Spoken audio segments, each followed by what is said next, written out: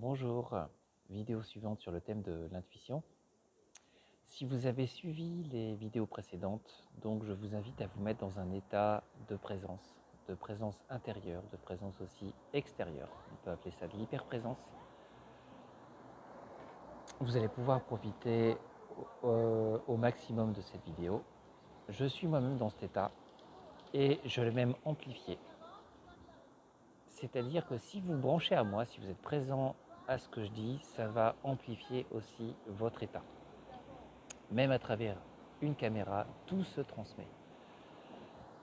Alors dans les histoires d'intuition, il est important de savoir se poser les bonnes questions et savoir comment ça fonctionne. Vous avez certainement déjà eu le phénomène le mot sur le bout de la langue. Donc vous avez un mot, vous savez que vous le savez, mais impossible à sortir. Et dans ce cas-là, vous pouvez insister, ça ne sortira pas. Et en fait, vous remarquerez que ce mot-là revient quand vous avez complètement lâché, quand vous êtes passé à quelque chose d'autre en disant voilà, je laisse tomber et tant pis. Et c'est à ce moment-là que le mot revient.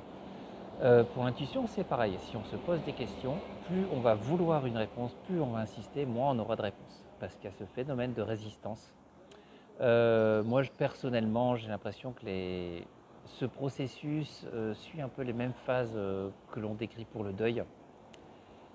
Et une fois qu'on arrive dans la phase d'acceptation, on a des réponses qui peuvent être sous forme de phrases, mais aussi sous forme d'intuition, de sensation, de cœur qui s'ouvre, de cœur qui se ferme. Personnellement, moi, c'est le cœur qui s'ouvre ou c'est le cœur qui se ferme, c'est là où j'ai le plus confiance en moi. Et ensuite, on peut faire des tests. Par exemple, on choisit un fruit, tiens, quel est le fruit le plus mûr?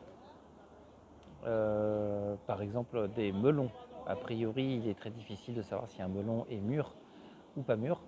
Ça peut être intéressant de suivre son intuition et regarder le taux de réussite.